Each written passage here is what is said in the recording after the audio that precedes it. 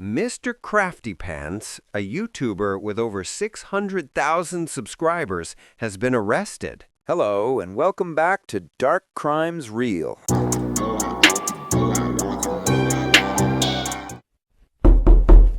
Before the arrest made headlines, Michael David Booth was known to millions online as Mr Crafty Pants, a soft-spoken YouTuber whose tutorials turned paper, glue, and vinyl into works of art. Born and raised in the United States, Booth lived a quiet life in Prospect, Kentucky, a well-kept suburb just outside Louisville. He was 39 years old, unmarried, and largely private about his personal affairs. Neighbors described him as polite but distant, someone who waved from the driveway, then disappeared back indoors. Online, however, he projected a very different presence. Under the name Mr Crafty Pants, Booth built a YouTube channel dedicated to DIY projects, home decor, and paper crafts. His videos showed perfectly lit work tables, soft background music, and hands calmly assembling intricate designs. He explained each step with precision, his tone measured and friendly. There was no drama, no controversy, no politics, only creativity. The format resonated. What began as a small hobby channel quickly grew into a thriving community. By 2025, Mr Crafty Pants had nearly 600,000 subscribers, with individual videos reaching hundreds of thousands of views. Across Facebook and Instagram, more than 250,000 people followed his updates, leaving comments that praised his patience and clarity. Under each upload, viewers shared the same sentiment. "Your videos calm my anxiety. I watch this with my kids every weekend. You make crafting look effortless."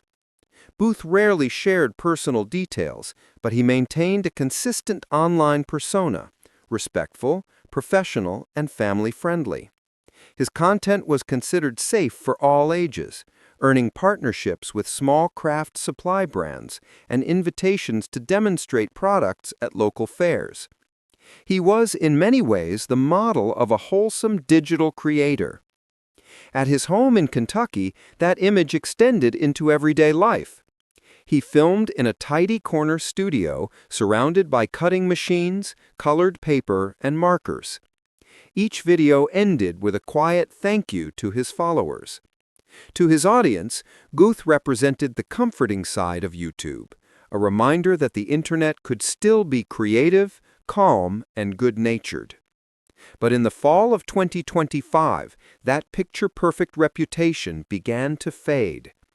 In early October, neighbors noticed his yard decorated for Halloween, a display featuring a sign that read, "I smell children." It was meant as a harmless joke from a movie reference. Yet only days later, the phrase would resurface in headlines that carried a far darker meaning. The man known for crafts and color was about to face a reality no one in his community could have imagined. On October 22, 2025, police in Kentucky arrested Michael David Booth, a 38-year-old YouTuber better known as Mr Crafty Pants. Booth had built a following of nearly 600,000 subscribers, sharing colorful tutorials about crafts, home decor, and do-it-yourself design projects. For years, he was considered one of the internet's safe creators, family-friendly, polite, and creative. That image changed overnight. The arrest came after a report from the National Center for Missing and Exploited Children, which had flagged an online account uploading explicit material involving minors. Digital investigators traced the activity to an IP address registered at Booth's home in Lexington, Kentucky. According to police documents, officers found 6 images during the search. 3 of them allegedly depicted children under the age of 12. Authorities first executed a search warrant on October 18th, seizing computers, hard drives, and mobile phones from Booth's residence. 4 days later, Booth was taken into custody and charged with 6 counts of possession and distribution of child sexual abuse material.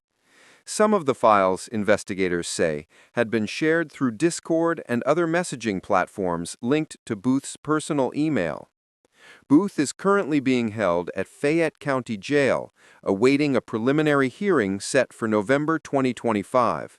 His attorney has stated that Booth did not create the material himself and may have unknowingly stored or shared certain files. Prosecutors, however, argue that the digital evidence is deliberate and conclusive. If convicted, Booth could face 15 to 60 years in federal prison, depending on the number of files and distribution counts. The news spread quickly across social media. Within 24 hours, YouTube removed the entire Mr. Crafty Pants channel, erasing hundreds of videos and millions of views. On Reddit and X, discussions under r/YouTube drama and r/true crime climbed to the top of trending lists. Fans expressed disbelief, calling Booth's arrest unreal, while others demanded tighter oversight of creators on major platforms. For neighbors in Prospect and Lexington, the shock was just as deep. Booth had seemed quiet and harmless, a man who smiled, waved, and went back inside. Now police tape surrounded the same house that once displayed a playful Halloween sign reading, "I smell children." A headline that began as a local report had become a national story, raising questions far beyond one arrest, questions about trust, image, and the unseen side of online fame. News of Michael Booth's arrest spread across the internet within hours. What began as a local police report in Kentucky quickly turned into a national headline. By the evening of October 22, 2025, the name Mr. Crafty Pants was trending across multiple platforms, not for his tutorials, but for the charges against him. On Reddit, forums like r/YouTube drama, r/true crime, and r/influencer snark filled with disbelief. Some users insisted the story had to be a mistake. Others reposted screenshots of his channel, comparing the friendly videos with the serious accusations now attached to his name. The comments were divided between shock, anger, and quiet grief. To many, it felt like the collapse of another trusted figure in the online world. Within 24 hours, YouTube removed the entire Mr. Crafty Pants channel. All videos, playlists, and community posts vanished without notice. A company spokesperson later confirmed the deletion, citing violations of its policy regarding creators charged with criminal offenses. For longtime followers, the disappearance was surreal. Thousands of craft tutorials gone overnight, replaced with a single line of text. This channel is no longer available. Major craft supply brands that had previously collaborated with Booth began cutting ties almost immediately. Several companies issued brief public statements saying they were deeply concerned and had terminated all sponsorships indefinitely. Links to his tutorials were quietly removed from brand websites. Partnership posts on Instagram were deleted. On social media, reactions turned from disbelief to outrage. Many creators and parents voiced frustration, calling for stronger background checks and stricter rules for monetized influencers. Some even gave him a cruel new nickname, Mr. CP, a dark play on the initials of the crime he was accused of. Others argued that justice should take its course before judgment was made, reminding users that the case was still under investigation. News outlets across the United States picked up the story. Local stations in Louisville, Kentucky ran footage of Booth's suburban home wrapped in police tape. National media followed with headlines questioning how a family-friendly YouTuber could be involved in such a crime. Analysts pointed out the growing tension between internet fame and accountability, how the same platforms that elevate creators can also erase them in a single day. By the end of that week, millions had watched and commented, each adding their voice to the digital storm.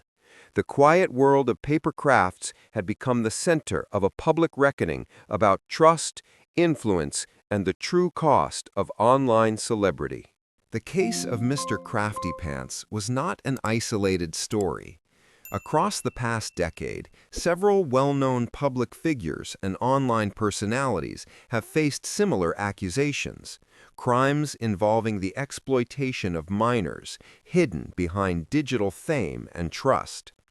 In 2015, Jared Fogle, the longtime spokesperson for Subway, was sentenced to 15 years in federal prison after admitting to possessing and distributing child sexual abuse material.